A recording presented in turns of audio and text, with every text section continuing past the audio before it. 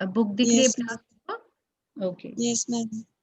Okay, चलो कल हमने जहाँ तक बात करी थी, कल हमने इतना डिस्कस कर लिया था कि विकास एक्चुअली होता क्या है, मानव विकास, और मानव विकास के बारे में हम बात कर क्यों रहे हैं। और अगर इंडिया की पर्टिकुलरली हम बात करें तो यहाँ पर सब मिला जुला है, कोई एरिया बहुत ज्यादा अच्छे से विकसित हो रहा है और कहीं पर हम देखते हैं कि कोई भी सुविधाएं नहीं है। क्या हो गया, एक सेकंड बेटा, ये शायद हैंग हो रहा है।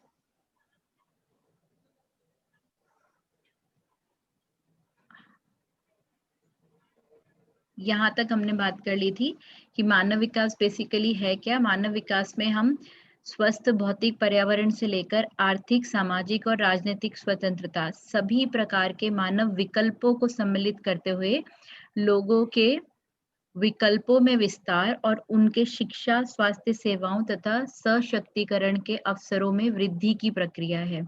अब ना इसको एक एक बार ये अच्छे से समझ लोगे ना तो रटने की जरूरत नहीं पड़ेगी। मानव विकास में हम बेसिकली क्या क्या ले रहे हैं, भौतिक पर्यावरण।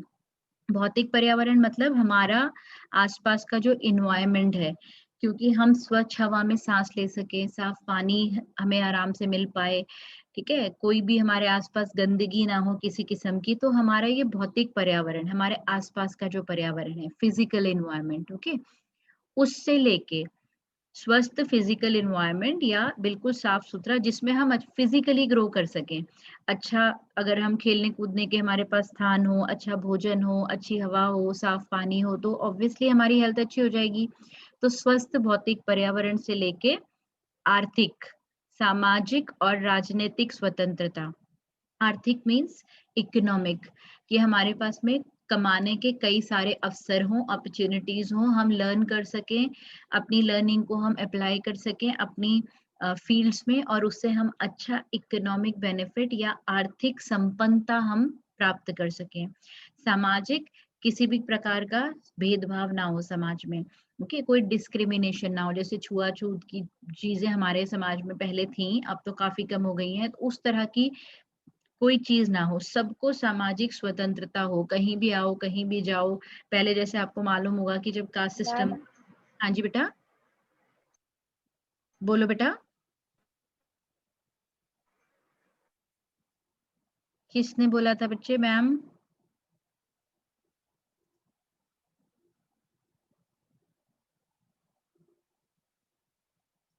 आवाज तो क्लियर आ रही है आप लोगों के मेरी कि नहीं?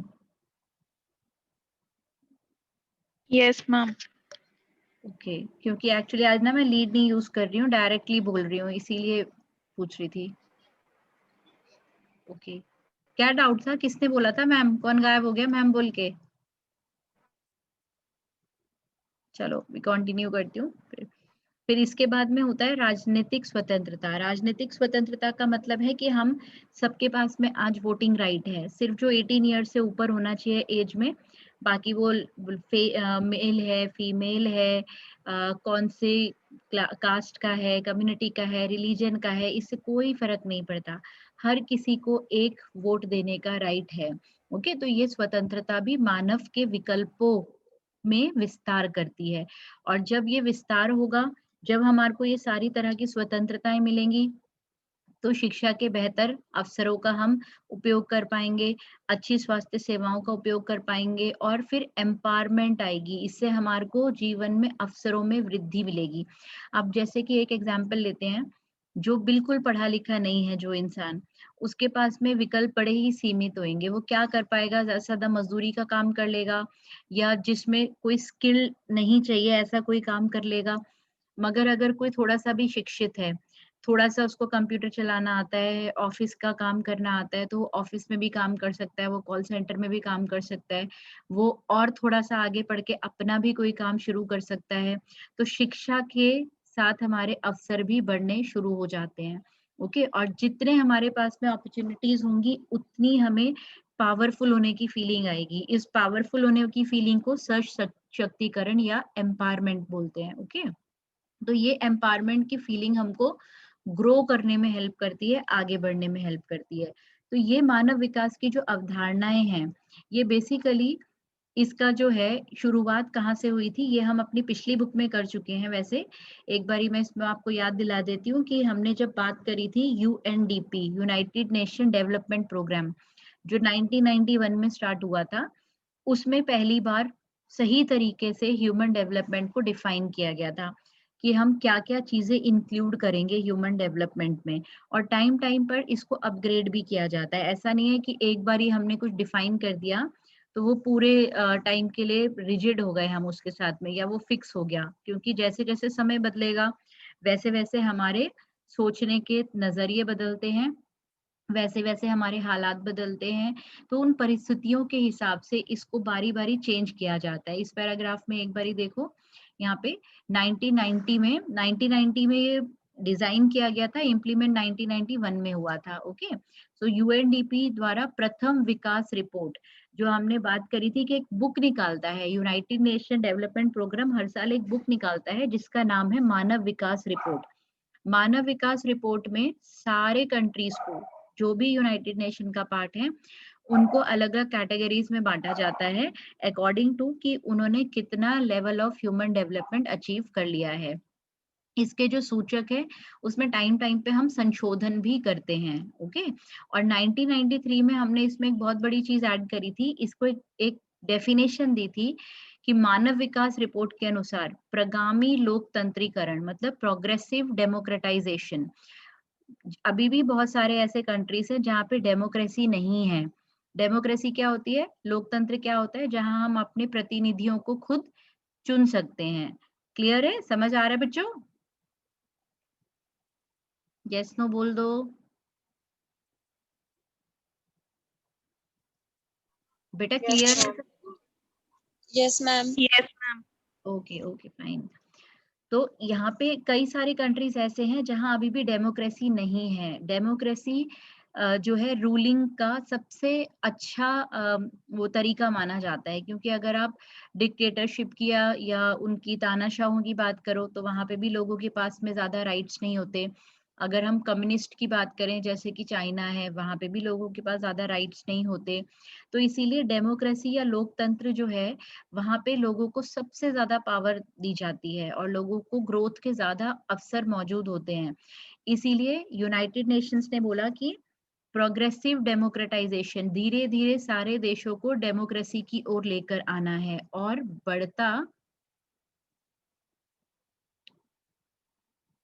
बढ़ता लोक सशक्तिकरण, मतलब धीरे धीरे लोगों को एम्पावर करते चले जाओ। जहां भी हमें ये पता होता है कि हमारी कोई सुनेगा, हमारी भी कोई रोल है, तभी तो हमें एक पावर की फीलिंग आएगी ना। तो ये मानव विकास की सबसे बेसिक जरूरतें हैं। और दूसरी चीज इसमें जो बहुत इंपॉर्टेंट बोली गई, वो है कि विकास लोगों को केंद्र में रखकर बुना जाना चाहिए, ना कि विकास को लोगों के बीच रखकर। अब दोनों में डिफरेंस समझो।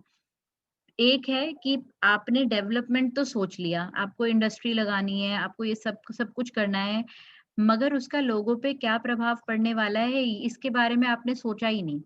आपको सिर्फ ये चाहिए था, ग्रोथ होनी चाहिए, हमारी कंट्री में इनकम बढ़नी चाहिए, इनकम बढ़नी चाहिए, बस यही सोच सोच के विकास करते चले गए। और उसकी वजह से सालों तक हम इसी अवधारणा को हमने फॉलो किया कि डेवलपमेंट करो, ग्रोथ करो। उसमें इस अंधी दौड़ में हमने अपने सारे रिसोर्सेस को बहुत जल्दी यूज कर लिया, बहुत सारे जंगलों को काट दिया, एनवायरनमेंट को बहुत ज्यादा नुकसान पहुंचा दिया, जिसके कारण आज हम बोल रहे हैं ग्लोबल वार्मिंग भी हो रही है, ओजोन डिप्लीशन भी हो रहा है। तो ये हमारी अवधारणा गलत साबित हुई। तो अब इसको हमने उल्टा करा, अब हमने विकास को साइड पे कर दिया और गोले के सेंटर में किसको रख दिया, ह्यूमन को, लोगों को।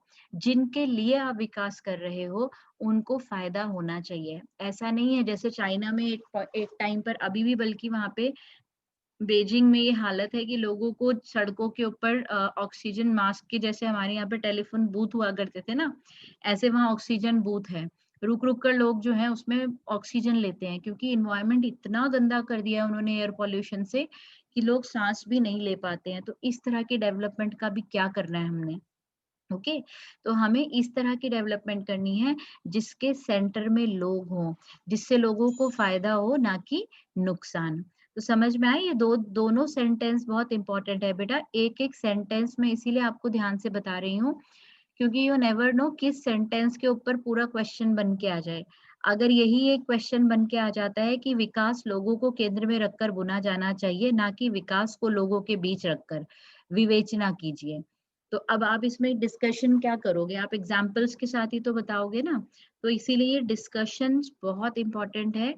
इसको ये आपको किसी हेल्प बुक में नहीं मिलेगी, आपका जो सपोर्ट मटेरियल है उसमें भी नहीं मिलेगी, तो इसीलिए ध्यान से समझो, जहां नहीं समझ में आ रहा यहाँ पर ही मेरे से डाउट पूछो, यही तो फायदा है इस क्लास का, है ना, नहीं तो यूट्यूब में तो वो वन वे चलती है वो क्लास भी। ओके, तो अब इसके आगे हम आते हैं भारत के ऊपर कि अब भारत कहाँ स्टैंड करता है मानव विकास में। अगर हम मानव विकास की बात करें तो जो हमारे पास में जो डेटा है वो 189 देशों में से हम आते हैं 130वें रैंक पे।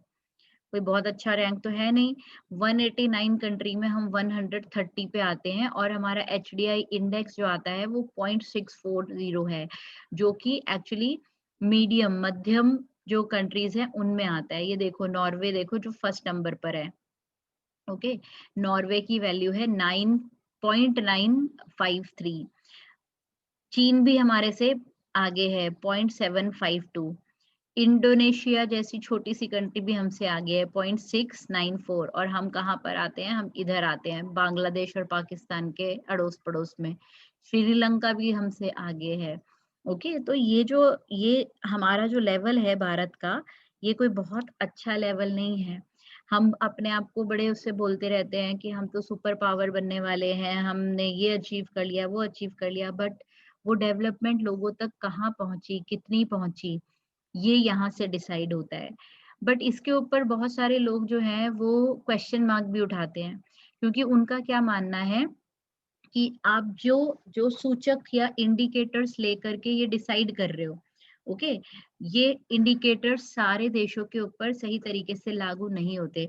अब जैसे आप लोग भी कई बार किसी कंपटीशन में हिस्सा लेते हो, सपोज आपने ड्राइंग कंपटीशन या रंगोली कंपटीशन में हिस्सा लिया, आपने अपनी तरफ से बहुत अच्छा बनाया, ठीक है, और आपको कोई प्राइज ही नहीं मिला, तो आप लोग भी बोलते हो ना, क्वेश्चन करते हो ना, किस बेसिस पे आपने भाई ये डिसीजन लिया, कलर देखे, डिजाइन देखा, क्या चीज के ऊपर आपने ये डिसीजन लिया।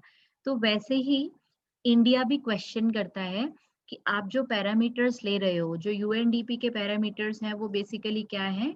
एक मिनट, आपको एक बार मैं दिखाती हूँ। आपको ये वाली स्क्रीन अभी नहीं दिख रही होगी ना, एक मिनट, मैं दूसरी स्क्रीन लगा रही हूँ।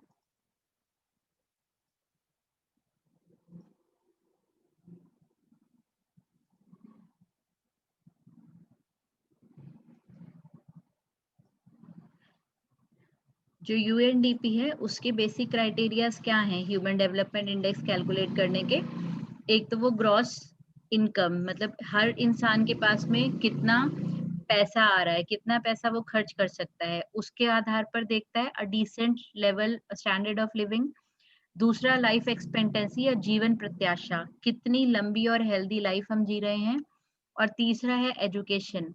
एजुकेशन में वो दो चीजें देखते हैं कि कितने बच्चों ने एनरोल करा और कितने बच्चों ने एक्सपेक्टेड ईयर्स ऑफ स्कूलिंग को पूरा करा। मतलब जैसे आपकी 12th क्लास तक आपकी एज हो जाती है 17-18, तो क्या इतने सारे पूरे एज तक बच्चे स्कूल में रहे या उससे पहले ही उन्होंने स्कूल को छोड़ दिया। तो ये क्राइटेरिया हैं। मगर इसके साथ में हम जो क्वेश्चन कर रहे हैं, हम क्या चीज क्वेश्चन करते हैं यहाँ पर, ये कहाँ से चला भाई, मेरे सिस्टम से तो नहीं चला। ओके, इसके साथ में हम क्वेश्चन करते हैं यहाँ पर कि ये जो मानव सूचकांक है ये कुछ ऐतिहासिक चीजों को बिल्कुल इग्नोर कर रहा है। अब इंडिया और इंडिया जैसे कई और कंट्रीज जो पहले उपनिवेश थे, उपनिवेश मतलब कॉलोनीज थे, ब्रिटिशर्स का राज था ना हमारे ऊपर, ऐसे ही बाकी सारे बहुत सारे ऐसे देश हैं अफ्रीका के, एशिया के, जिन्होंने एक बहुत लंबा जिनका इतिहास रहा है साम्राज्यवाद का, उपनिवेशवाद का। तो उन बेचारों के हमारे तो सारे रिसोर्सेज अंग्रेजों ने ही खत्म कर दिए थे, हमें ग्रो ही नहीं करने दिया। 200 साल तक हमारे रिसोर्सेज को वो लोग अपने लिए यूज करते रहे। इसके अलावा इस दौरान हमारे यहाँ पर कई सारी ऐसी कुप्रथाएं थी जिनको ठीक करने में हमें बहुत साल लगे। आजाद होने के बाद में हमने भेदभाव के ऊपर कानून बनाए, है ना, जो हमारी अस्पृश्यता जिसको बोला जाता है, अनटचेबिलिटी, उसके ऊपर कानून बनाए गए। कई तरह से फीमेल्स का या विमेन्स के अधिकार नहीं थे उनके पास, वो लेकर आए। तो हमारी तो सारी परिस्थितियां ही बहुत बिगड़ी हुई थी। उनको ठीक करते करते अभी भी हम बहुत पीछे हैं अगर हम डेवलप्ड कंट्रीज से की बात करें। ब्रिटेन का कोई ऐसा इतिहास नहीं था कि वो किसी का गुलाम बना हो। ओके, तो जो डेवलप्ड कंट्रीज हैं उनका इतना ऐतिहासिक पहलू इतने खराब नहीं रहे जितने हमारे रहे हैं। इसीलिए हम यहाँ पे क्वेश्चन करते हैं कि आप उन चीजों को इग्नोर कर रहे हो। बिल्कुल, आप अभी जो प्रेजेंट में है चीजें उनके हिसाब से आप बोल रहे हो कि ऐसा है, इतना होना चाहिए डेवलपमेंट इंडेक्स, मगर आपको तो सब कुछ ऑलरेडी मिला था।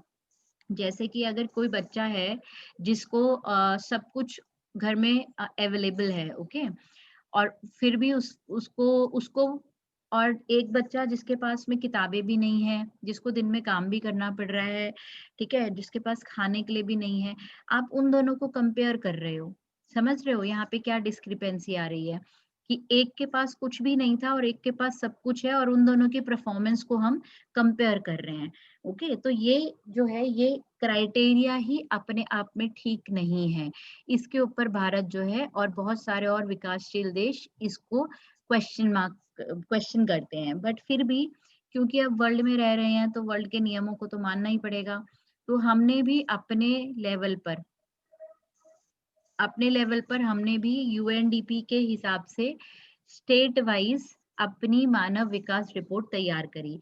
और ये तैयार करने का काम किसने किया था? योजना आयोग ने।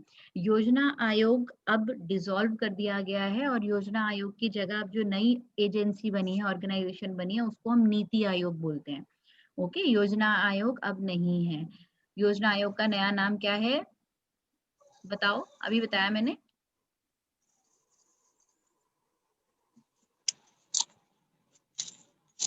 योजना आयोग को अब किस नाम से जाना जाता है? योजना आयोग खत्म हो गया, उसकी जगह किसने ले ली है?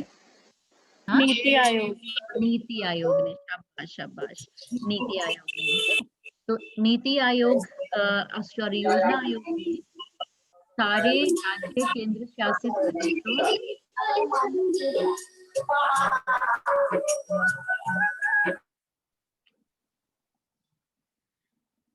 उन्होंने मानव विकास रिपोर्ट तैयार करी जिसमें हमने भी वही क्राइटेरिया लिए हैं जो यूएनडीपी ने लिए हैं, मगर हमने उसको अपने हिसाब से थोड़ा सा चेंज करा है। 3 सूचक कौन से हैं?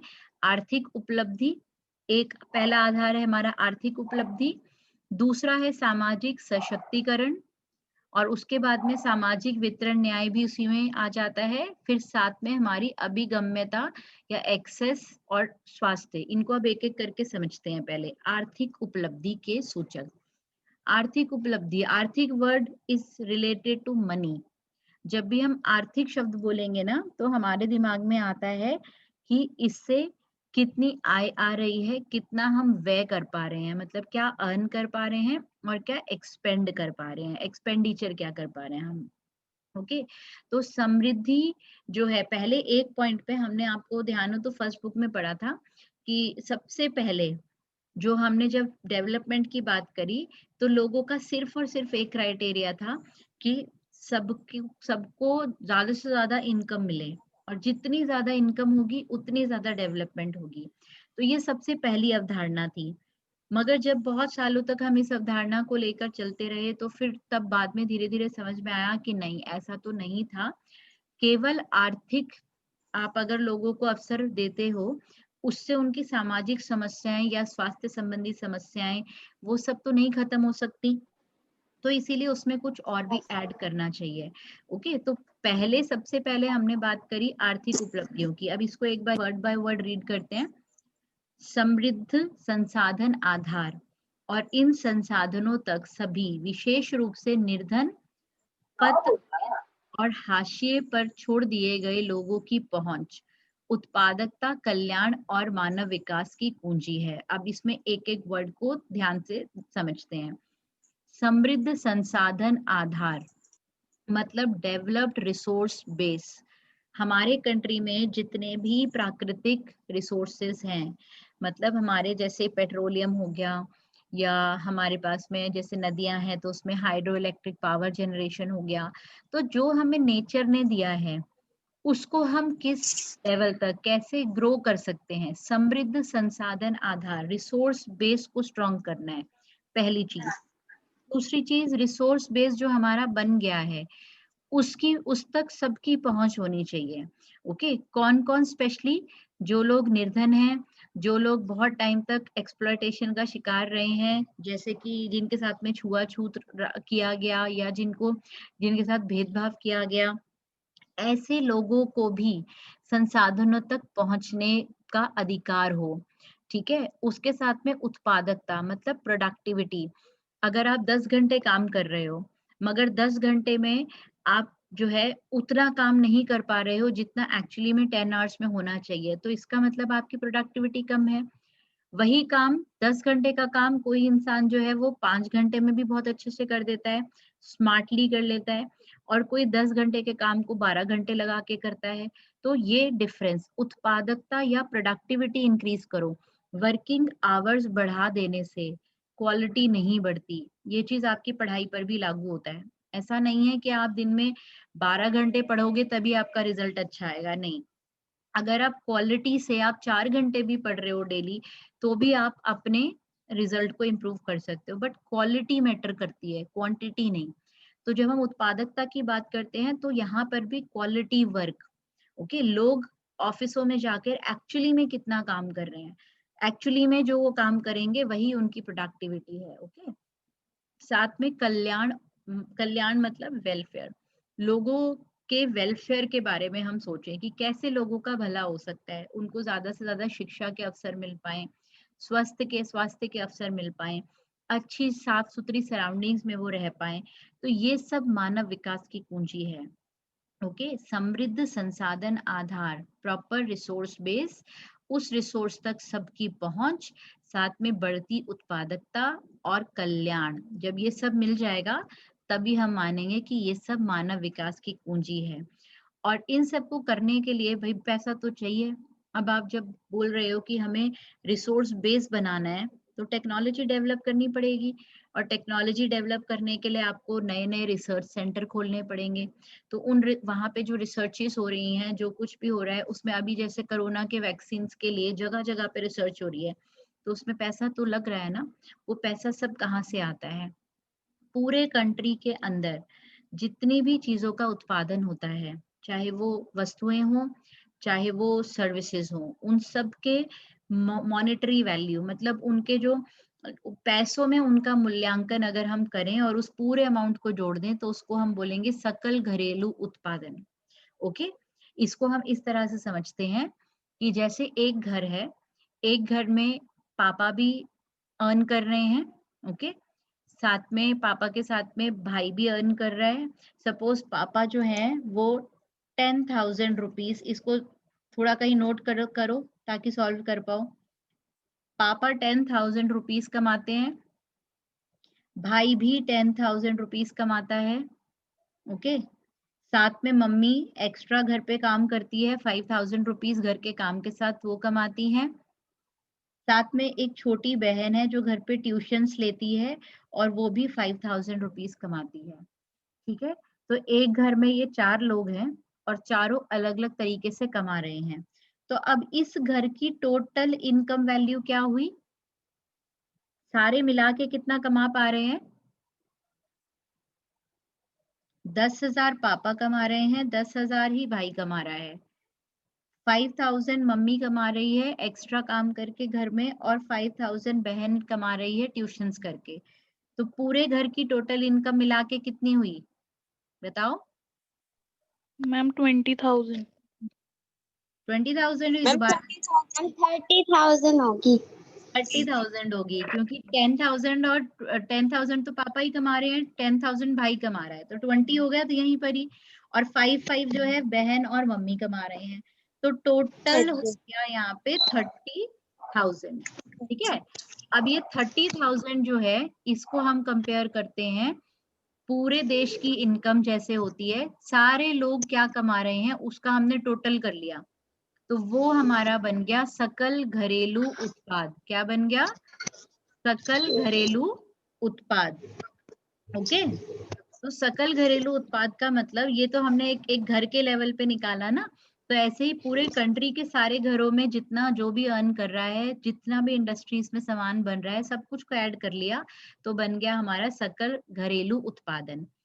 अब सकल घरेलू उत्पादन में से हर इंसान को कितना मिल रहा है?